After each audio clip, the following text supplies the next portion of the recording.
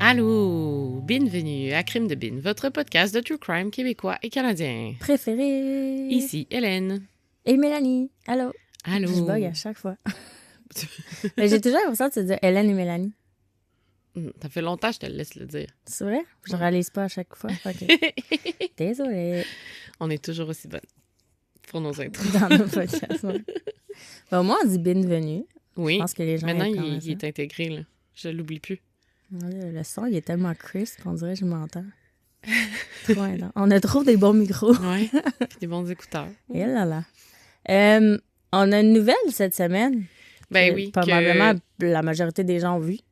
Mais par rapport à Robert Pickton, oui. Qui est le petit cochon qui pue, je pense qu'on l'avait appelé l'épisode. Oui. Épisode 4.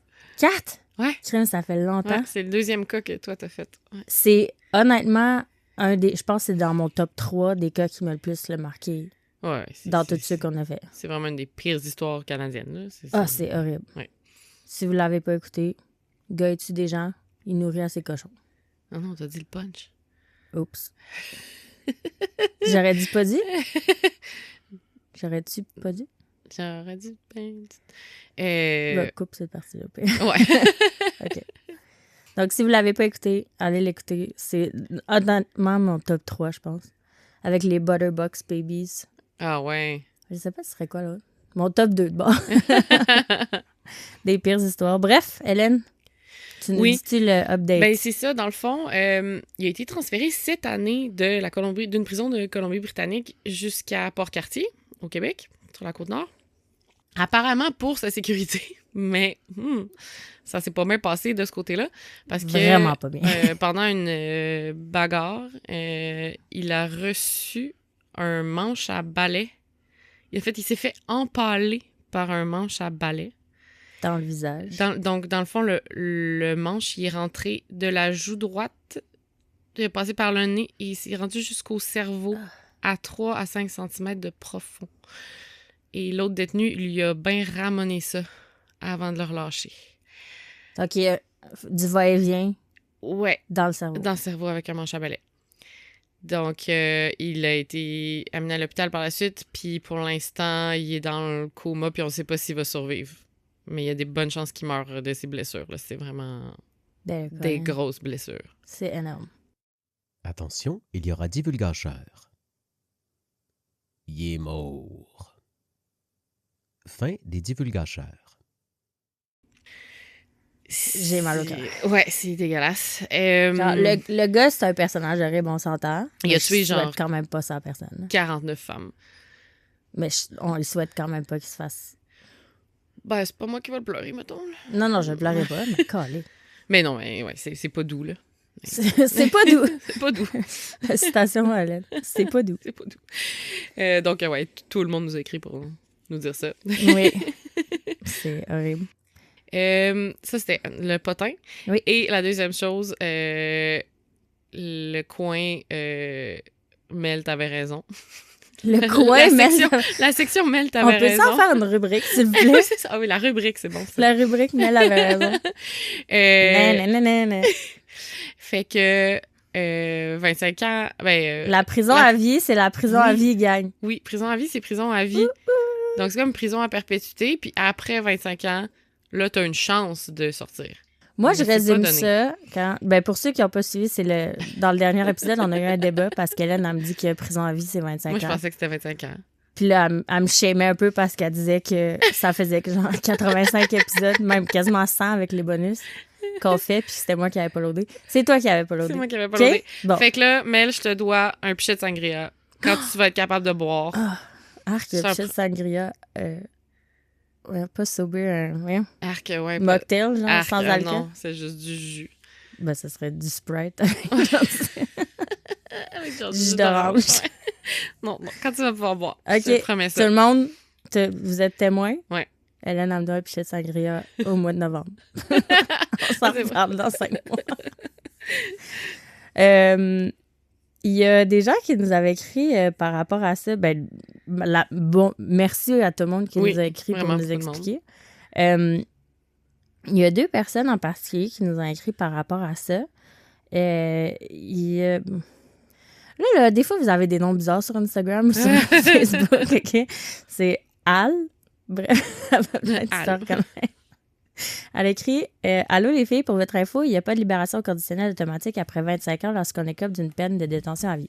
Il faut passer devant la commission des libérations conditionnelles. » Et là, elle a mis un extrait que je trouve vraiment intéressant du site web de la CLCC, donc la Commission des libérations conditionnelles du Canada. Oui.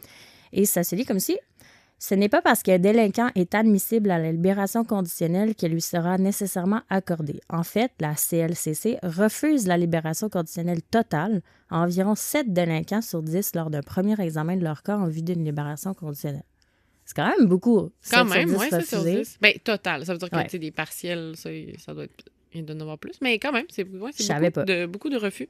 Plus que je pensais. Et Émilie, elle nous a écrit aussi par notre site web. Merci, Émilie. Elle dit « Salut les filles, j'imagine que je suis la 1354e à vous écrire. » Mais au cas. Peut-être pas 1000, mais beaucoup, ouais. Et elle explique vraiment clairement. Elle dit « La prison à vie, c'est la prison à vie. Le minimum pour la libération conditionnelle, c'est 25 ans, mais ils restent en conditionnel à vie. S'ils sont libérés et qu'ils brisent leurs conditions de probation, c'est straight back in prison. Ce qui est différent d'une peine ferme. C'est là, à la fin de ta peine, t'es libre comme l'air, car il y a une fin de probation à la fin de la peine de prison.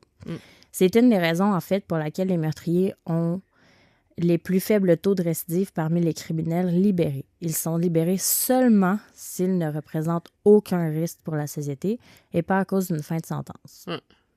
Elle dit super podcast là-dessus, en passant sur audio, ça s'appelle « De meurtrier à citoyen ». On pourrait peut-être écouter ça. Ben oui, peut-être que j'apprendrai des choses. Oui, ce serait... Fait que, tu sais, moi, je résume ça. Prison à vie, c'est... T'es en prison jusqu'à ce que tu meurs, mais on s'en reparle dans 25 ans. Ouais. Genre, voir si t'étais correct de ou pas. ça. Moi, c'est mon résumé que j'ai compris. Donc, voilà. Merci beaucoup à tous ceux qui ont pris le temps d'éclaircir le débat puis de me donner raison. Si vous me connaissez pas encore, avoir raison, c'est... Ta passion. Ma passion. Ce qui arrive quasiment tous les jours. Bonjour à Andrew, mon chum que j'aime.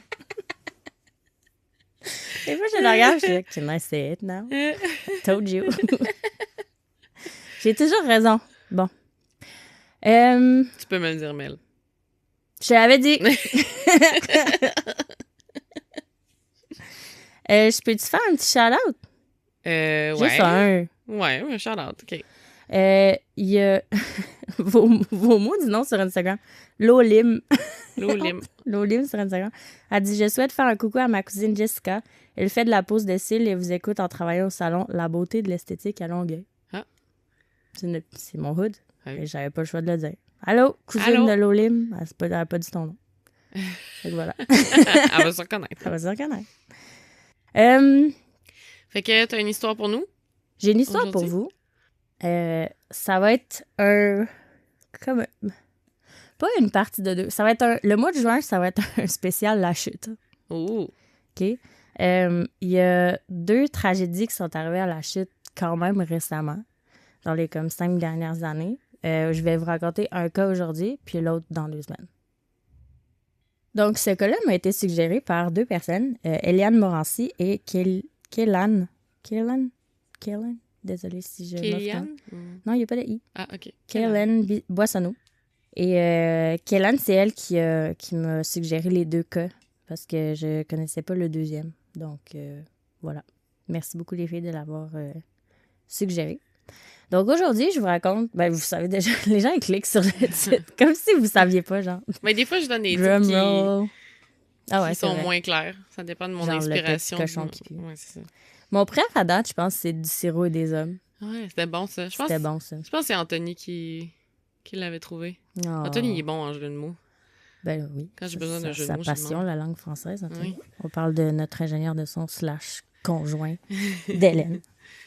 Donc, aujourd'hui, je vous raconte le triste cas de la petite Océane Boyer. Donc, c'est rare que je fais ça, mais... Ah, moi aussi, je l'avais noté dans mes Ben, dénote-le parce ouais, que... Mes sources, Radio-Can, City News, Montréal Gazette, La Presse. Voilà. La Presse. La Price. La Presse. Ça fait penser à ma fille qui a commencé à dire « arrête Ah, comme ». une vraie On dit Montréalaise. « arrête ». Comme une Montréalaise. Arrête. Elle a 2 ans, quand même. OK.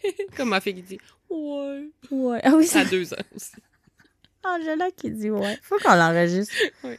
Ouais. Mais là, ça fait longtemps qu'elle l'a pas dit. Ouais. Trêve de plaisanterie. Voici l'histoire. On est le 26 février 2020. Ça fait pas longtemps. À La Chute, dans les Laurentides. Non, J'ai mis un point d'interrogation, Non, puis j'ai c'est oublié. en Mauricie. J'ai mis un point d'interrogation, mais j'ai oublié d'aller vérifier. Je peux googler, mais je suis pas sûre que c'est en Mauricie. Désolée. En tout cas, bref, à La Chute. Océane Boyer, à 13 ans, vit dans un quartier tranquille avec sa grande sœur Cassandra, sa mère Caroline Sarrazin et son père Francis Boyer. Océane est décrite comme une boule d'énergie, un petit rayon de soleil, elle est toujours positive, elle a beaucoup d'amis, elle fréquente régulièrement la maison des jeunes de La Chute qui s'appelle Univers Jeunesse Argenteuil.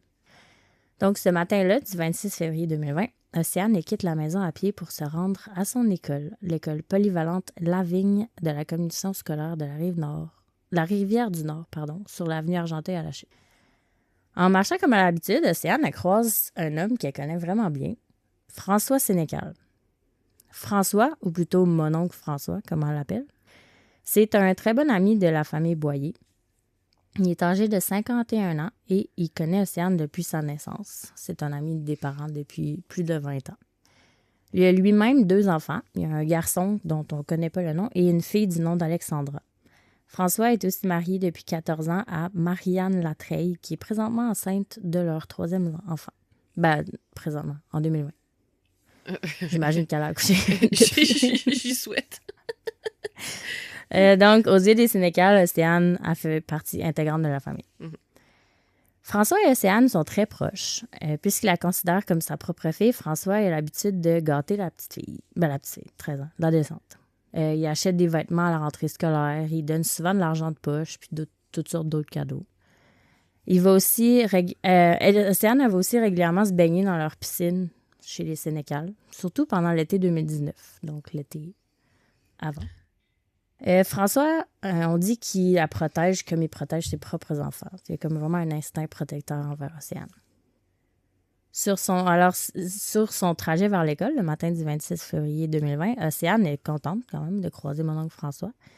Puis là, ils discutent puis ils se chicanent un peu. OK. Et là, Océane, elle ne se rendra jamais à l'école. Oh. Un peu plus tard dans la journée, en soirée, il y a un résident du secteur de Brownsburg-Chatham qui se promène dans son quartier puis il fait une découverte horrible.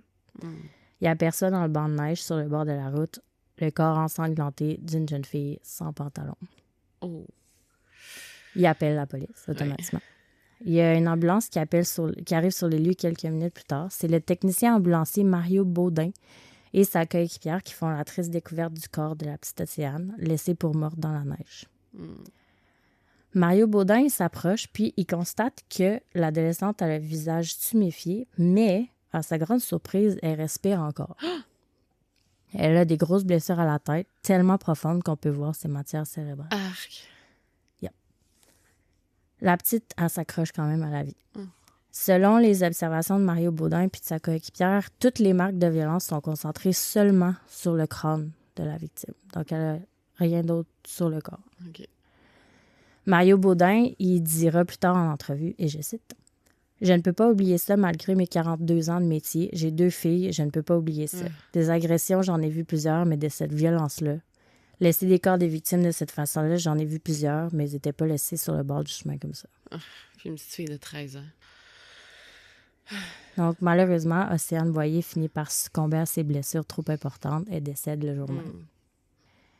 Là, qu'est-ce qui s'est passé? Ouais. Mais là, on sait c'est qui la dernière personne à l'avoir vue vivante. Clairement, ils vont commencer par là. Exact. Ce que les Boyer et les Sénécal, ils savent pas, c'est que Océane et François, ils ont développé une relation beaucoup plus intime que mon oncle et sa nièce. Sa fille? Non, nièce. Donc, depuis l'été 2019, donc un an quasiment avant, et probablement un peu avant, ils ont commencé à avoir des rapports sexuels, puis ils entraînent une genre de relation amoureuse et pas confirmée. Donc, ils passent énormément de temps ensemble. Selon la mère d'Océane, Caroline Sarrazin, sa fille, elle passe des journées entières avec son, entre guillemets, mononcle François. Ils vont à la pêche, ils vont manger au Tim Hortons ensemble et ils vendent apparemment de l'équipement dans les marchés aux puces. Et puis, ils font plein d'autres activités ensemble. Ils passent vraiment leur journée ensemble. Ils ont une relation étroite, mais qui semble quand même normale aux yeux de leur entourage, sauf pour la grande sœur d'Océane, à qui Sénécal fait souvent des remarques étranges sur le physique des adolescentes en général et sur la vie sociale de sa petite sœur. Donc, Sénécal, il commente souvent l'habillement d'Océane, par exemple. Il demande à sa sœur pourquoi Océane n'apporte jamais de chandail bédaine. C'est des affaires bizarres quand même. Ouais. Ça, c'est la grande sœur d'Océane? Cassandra, oui. OK. Et lui, il demande à Cassandra ces affaires-là. Il y a même une fois, Sénécal, il a appelé Cassandra pour se plaindre du nouveau chum d'Océane. Puis, il se plaignait aussi que les leggings qu'Océane apportait, il moulait pas ses fesses. Ah! Elle a 13 ans. Oh my God! Il a 51. Est-ce que c'est wrong? Ouais. Et donc, tu sais, il est visiblement très jaloux du nouveau copain d'Océane. Donc, le 25 février 2020, la veille du meurtre d'Océane, la famille Boyer puis la famille Sénécal, ils sont en train de souper ensemble dans un restaurant parce qu'il y avait une soirée bénéfice. Sénécal, il demande subtilement à Océane de s'asseoir à côté de lui, mais elle refuse pour aller s'asseoir à côté de son copain qui est aussi présent. Évidemment, une décision qui frustre Sénécal, qui fait encore plus grandir sa jalousie. Le même soir, Sénécal apprend qu'Océane a un rendez-vous avec un psychologue prochainement. Il ne sait pas à quel sujet, mais il commence à stresser, on s'entend? Ouais. Est-ce qu'elle veut parler de lui? Est-ce qu'elle veut le dénoncer? Donc, il doit absolument lui parler pour s'assurer qu'elle ne dise rien à son sujet. C'est pourquoi, le lendemain matin, le 26 février, il décide de se rendre sur le chemin de l'école d'Océane pour la confronter et la dissuader de discuter de leur relation avec le psychologue. Donc, Océane, elle tente de rassurer Sénécal. Elle lui promet qu'elle n'en parlera pas, mais lui, il la croit pas. Et c'est ça la raison de leur chicane. Et là, j'ai fait beaucoup de recherches là-dessus, OK? Ouais. Mais tu sais comment les médias, ils sont un peu mêlés des fois. Ouais. Alors, il y a deux versions de ce qui s'est passé réellement, OK? OK. Donc, selon la presse, à ce moment-là, quand ils sont en train de discuter le matin du 26 février, Sénécal, je ne sais pas de quelle manière, OK? Mais ça dit qu'il met des somnifères dans la tasse à café d'Océane pour tenter de l'endormir. OK. Je ne sais pas à son insu, je ne sais pas s'ils sont dans sa voiture, s'il a marché avec un cup to go, genre. Déjà à 13 ans, boire du café, il me semble que c'est bizarre. Ben aujourd'hui, non. Je pense que les filles, c'est quand même cool de boire du café. Ah ouais, OK. Mais, en tout cas, bref, les somnifères sont pas assez forts. Fait qu'elle s'endort comme pas, mais elle s'affaiblit quand même. Et là, Sénécal, il l'aurait amené dans sa voiture, puis c'est là qu'il aurait donné plusieurs coups à la tête avec le premier objet qui lui tombe sous la main, c'est-à-dire une pièce de haut-parleur. Ah. La presse qui dit ça. Ensuite, il pensait qu'Océane était décédée, donc c'est là qu'il l'aurait jeté sans pantalon. Il a enlevé son pantalon, il l'aurait jeté sur le bord de la route. OK. Il l'aurait laissé là. Dans d'autres médias, j'ai lu que Sénécal, il force Océane à boire de l'alcool, puis il la drogue, sûrement avec des somnifères. Et là, il l'abuse sexuellement, puis il la frappe à la tête avec un objet contondant. Et là, pensant qu'Océane est décédée, il met le corps inerte dans sa voiture, puis il va l'acheter dans un banc de neige sur le bord de la route. OK. Donc ça, c'est les deux versions. Je ne sais pas laquelle est vraie. Désolée. Bon, en tout cas, vous avez toutes les informations. C'est difficile de juger, tu sais, quelle source est vraie. Ah non, c'est ça, on sait pas là. Donc, dans les deux cas, la suite est la même. Voyant les grandes traces de sang à l'intérieur puis à l'extérieur de sa voiture, Sénécal, il se rend dans un lave-auto pour tenter de faire disparaître les traces de son crime. Au lave-auto aussi, apparemment qu'il aurait tenté de laver l'objet qui a servi à tuer sa victime. Donc, la pièce de haut-parleur ou autre. Malheureusement pour lui, puis heureusement pour tout le reste de la planète, Il y a une caméra de surveillance qui est placée à l'intérieur de la photo puis qui capte toute la scène. Donc, le soir même, quelques heures après qu'il se soit débarrassé du corps, Sénécal est en train de souper au restaurant avec sa femme, Marianne Latreille. Pendant le souper, la mère d'Océane a téléphone à François sur son cell. Puis elle lui apprend que Océane n'est non seulement pas allée à l'école aujourd'hui, mais elle n'est pas rentrée. Ils savent pas où il capote. Avec raison. Oui. Alors là, apparemment que François, après l'appel de la mère d'Océane, il était super surpris. Il était bouleversé. Il joue la surprise. Ouais. Grosse bullshit. Le couple, inquiet de la disparition de l'adolescente qu'ils considèrent comme leur propre fille, décide de mettre fin à leur souper puis d'aller aider aux recherches d'Océane. Ouais. Donc, François Sénécal, lui, il agit normalement en père /oncle / amoureux secret / tueur. Inquiet. Imagine, c'est ton chum. J'imagine être la blonde de ce gars-là. Ah, tu parles de la femme? Elle est enceinte en plus. T'imagines? C'est vrai. Oh my God. Horrible. Genre, comment tu peux pas te douter. Là. Ben non, elle sait pas à ce moment-là. Puis toi, t'es là, tu sais, après ça, tu te joues dans la tête, t'es là. Il jouait la comédie tout le long. Depuis vraiment longtemps. Là. Ouais. Aussi, là. Donc, après plusieurs heures de recherche, évidemment, ils trouvent pas Océane. Donc, les Sénécal, ils rentrent à la maison. Le lendemain matin, Marianne Latreille, elle se réveille, mais son mari n'est pas là. Elle se rend à la cuisine, puis elle voit une note collée sur le frigo. La note dit « C'est pas moi, je reviens plus. Je ne reviens plus. » Hey. Donc, François Sénécal est arrêté à Montréal le 27 février 2020, soit un peu plus de 24 heures après son crime, par les enquêteurs de la Sûreté du Québec. Il est en détention préventive jusqu'à son procès. Et pendant que son mari est détenu, Marianne a réussi à avoir une conversation téléphonique avec lui parce qu'elle veut comprendre qu'est-ce qui s'est passé. Elle est vraiment tout à l'envers. Elle confronte Sénécal puis elle veut connaître la vérité. Puis Sénécal, il lui répond, et je cite, « Je me sens un peu plus en paix avec moi-même parce que j'ai demandé pardon à Océane. » C'est ça sa réponse. Okay. Il a-tu dit genre, « Excuse-moi de te tuer? » C'est what? Donc là, évidemment, la famille Sénécal est totalement bouleversée. Il est boyé aussi. Oh my God. Donc, le 28 février 2020, c'est la première comparution de François Sénécal qui est accusé du meurtre prémédité au premier degré d'Océane Boyer. Et avec son avocat, maître Martin Latour, Sénécal plaide non coupable, puis il mentionne qu'il veut absolument plaider devant un jury. Non coupable, je répète. Ouais, bonne chance. Après cette comparution-là, l'enquêtrice de la Sûreté du Québec, Marilyn Poulain, elle rencontre les parents d'Océane. Et là, ce bout-là me fait un peu capoter. Pendant leur discussion, l'enquêtrice, elle apprend une nouvelle vraiment choquante. La mère d'Océane, Caroline Sarrazin, elle avoue qu'elle était au courant que François avait eu une relation sexuelle avec sa fille lors d'une de ses nombreuses visites à la résidence Sénécal pour se baigner dans leur piscine. Ah ouais. Elle dit, et je cite, « Ils étaient tous les deux dans la piscine, puis quand je suis arrivée, Océane a dit « Maman s'en vient, maman s'en vient. » Et il est parti, il s'est éloigné d'elle. Elle savait. Elle a comme vu, pas vu. Ouais.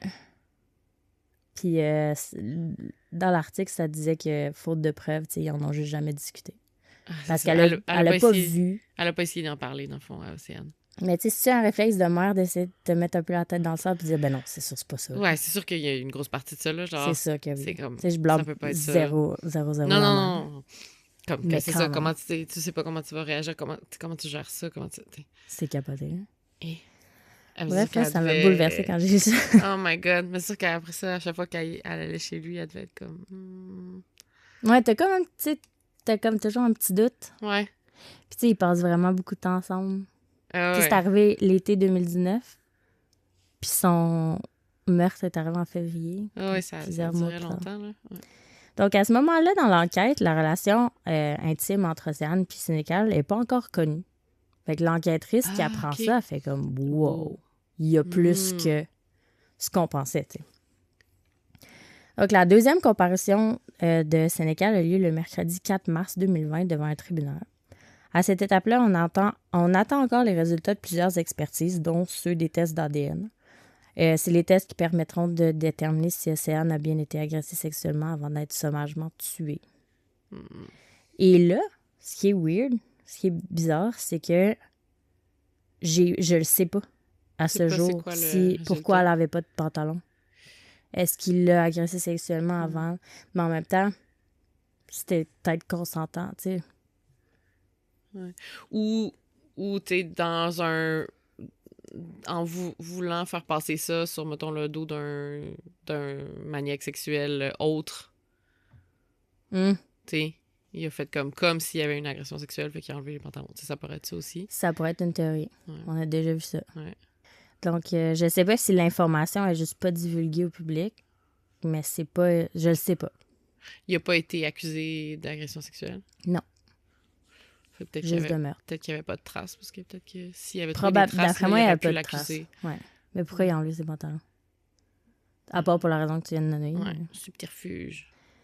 Donc, la comparaison est très brève, mais la salle est tout de même bondée.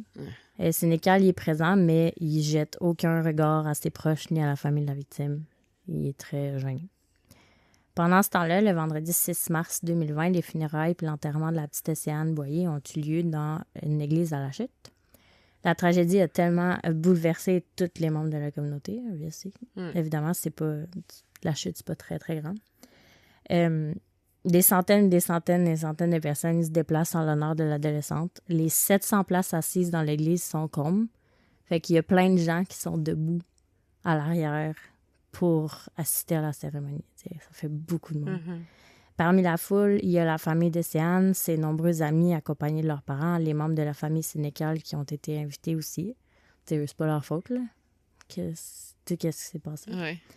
Et il y a beaucoup de citoyens qui connaissaient pas nécessairement Océane, mais qui ont vraiment été touchés par la tragédie. Je comprends. Puis après la cérémonie, ils ont lâché une colombe. Ça fait toujours la peine, ça. Ouais. Donc, il y a une enquête préliminaire de 4 jours qui est prévue les 13, 14, 15, 17 septembre 2021, quand même longtemps après, au palais de justice de Saint-Jérôme pour tester la preuve devant la juge Sophie Lavergne de la Cour du Québec. Pendant ce temps-là, Sénécal reste incarcéré en attendant son procès. Le procureur aux poursuites criminelles et pénales, maître Steve Baribeau, annonce qu'il prévoit faire entendre à peu près 10 témoins dans l'enquête préliminaire, ce qui est quand même beaucoup. La première personne à témoigner, c'est la femme de Sénécal, Marie-Anne Latreille. Pendant son témoignage, elle parle des circonstances entourant le drame, tout en versant plusieurs larmes. Le deuxième témoin, c'est le frère aîné de l'accusé, Normand Sénécal, aussi, qui parle de son frère. Tous les témoignages entendus dans l'enquête préliminaire sont sous une ordonnance de non-publication. OK. Donc, on ne sait pas. On ne sait pas qu'est-ce qui s'est dit. Non. Je ne sais même pas pourquoi. Ça a Ouais, été, je sais genre, pas. je vois pas l'intérêt. Ouais. Ben, il y en a, je sais qu'il y en a un, là. Mais le matin du 6 avril 2022, donc ça fait plus de 2 ans, au palais de justice de Saint-Jérôme, le procureur aux poursuites criminelles et pénales, maître Steve Baribeau, et l'avocat de Sénécal, maître Martin Latour, informent la cour que l'accusé reconnaît avoir tué Océane Boyer et il va plaider coupable de meurtre non prémédité à la prochaine audience. Bon. L'audience est diffusée virtuellement, donc les parents d'Océane puis les nombreux médias sont à l'écoute. Sénécal, lui, assiste à l'audience par téléphone à partir du centre de détention où il est placé. C'est genre, c'est en pleine COVID, là. Oui, c'est ça. C'est ça, je pense aussi. La juge Eliane B. Perrault de la Cour supérieure annonce alors que le 22 avril 2022, les avocats vont déposer un dossier conjoint des faits puis ils vont faire une recommandation à la Cour. Le public espère donc que Sénécal soit condamné à prison à vie, ce qui veut dire prison à vie. Oui. Et que Je le sais, mais... Je sais ça. Et que les avocats vont proposer une période obligatoire de détention de plus de 10 ans. C'est ce qu'on espère. Parce qu'on se rappelle que la loi sur les meurtres au 2e degré, ça entraîne automatiquement une peine de prison à vie, mais il y a un minimum de 10 ans de détention obligatoire. OK. Au lieu de 25. Fait qu'il pourrait être libéré après 10 ans. Il pourrait. Donc, le 22 avril 2022 arrive. Le procès final de François Sénécal a lieu. Tout le monde est présent pour connaître la proposition des avocats concernant la sentence. Ils font une recommandation conjointe de prison à vie avec une possibilité de libération conditionnelle dans 19 ans. C'est quand même bon. Ouais. La juge de la Cour supérieure, Franche Charbonneau, avant d'annoncer sa décision, elle prend le temps de qualifier le meurtre d'ignoble et de lâche. Elle dit, et je cite, Tous lui faisaient confiance. Or, plutôt que de faire face aux conséquences des gestes de nature sexuelle qu'il avait commis, François Sénécal a préféré tuer la jeune victime pour la faire taire et ensuite effacer toute trace qui pourrait le lier à lui en lui enlevant les pantalons couverts de poils de son chien. Voilà. Voilà. Mais c'est pour ça qu'ils ont Oui, enlevé. c'est pas ça. Tu le savais? Oui, je sais. T'es tombée coquine. Ben, je sais, c'est moi qui l'ai écrit. C'est sûr que je le sais. Tu faisais l'innocente. Je faisais l'innocent. Ah, C'est pour ça. Mel.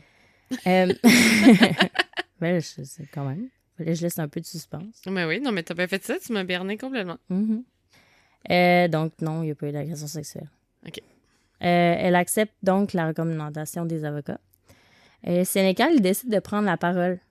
Ce qui est rare quand même, à part chez les psychopathes. Tiens donc. Tiens donc. Donc, un peu décousu, il présente ses excuses en disant, et je cite, « J'aimerais que personne ne soit ici, je suis désolée. Si je pouvais reculer, je le ferais, mais je suis pas capable. Je vais m'en vouloir pour le restant de mes jours. Mes excuses réparent rien, mais je m'excuse pareil, je suis désolée. Je suis désolée d'avoir fait de la peine à tout le monde, soit à ma famille et à la famille d'Océane. Je demande pardon, mais je ne sais pas comment. Ce n'est pas pardonnable ce que j'ai fait. » Non. Donc, François Sénécal, alors âgé de 53 ans, passera donc un minimum de 19 ans derrière les barreaux. Voilà. Ouf. Cette histoire-là me fait... C'est... Ouais, voilà. Genre, la pauvre famille de Boyer, mais la pauvre famille Sénécal La aussi. pauvre famille Sénécal aussi. Hein. Imagine, c'est ton père. Genre, hey, sa femme, elle a accouché pendant que son mari est en prison pour avoir une relation et tué une petite fille. Puis une petite fille que tu considérais comme ta sœur. Ouais. Tu sais, c'était comme une... Je sais pas, tu sais, tout le monde a des amis de la famille. Genre, tout le monde a des familles qui sont amies avec d'autres familles, puis qu'on va au chalet ensemble, puis qu'on fait toutes ces affaires-là, tu sais. Bref, ça me démarre au cœur. Fait que ça, c'est le petit cas de... Le cas de la petite Océane. Le gros cas d'Océane. Ouais, arrivé en 2020. Et je vais vous raconter le cas... Ben, allez pas googler, là, pour savoir. Je vais vous le raconter dans 2 semaines. Le cas de Tristan qui est arrivé à la chute aussi. Je vais googler aussi c'est où la chute, parce que ça m'énerve. J'avais écrit Laurentide, moi. Ah, ben c'est peut-être la Laurentide. C'est peut-être la journée où t'as raison. Peut-être là. Est-ce que ça fait partie de la rubrique? Tu l'as googlé? Ouais, attends. C'est bien long. Je sais. C'est parce que c'est loin. Ah ouais, ça a l'air plus dans quoi des Laurentides. Ville de la chute, tourisme Laurentide. Boum. Boum. Je l'ai trouvé avant toi. Je t'ai mêlé. C'est quoi qui est au nord de Trois-Rivières de bord? Tu me demandes à moi? Je pensais à d'autres choses. Shawinigan? Mais plus loin, mettons. La Tuque. Ah! C'est ça. C'est ça qui m'a mêlé. La Tuque. Je pensais à la Tuque. La chute, la Tuque. Il y a la colle aussi. Ça, c'est au sud. Je sais pas. C'est à la frontière des États-Unis. OK. Aucune idée. Ouais, la géographie québécoise. La géographie en général, je te dirais. Ben. Alors voilà, le petit cas qui a bouleversé la chute. Puis c'est ça, je vous raconte le cas de Tristan dans 2 semaines. OK. Bon, ben, merci pour cette histoire horrible. Comme encore, on sait jamais quoi dire à la fin de cette épisode. Non. Passez une belle semaine. Ouais, profitez du beau temps Oui. qui arrive. C'est le mois de juin. Wouh! Oui, c'est vrai. Oui. Parce que là, on est encore en mai. Oui. C'est mêlant. Très bien. On enregistre tellement d'avance. Tellement. On est 2 jours d'avance, on est le 31. Wouhou! Bon, passez une belle semaine. À la prochaine. Bye! Bye!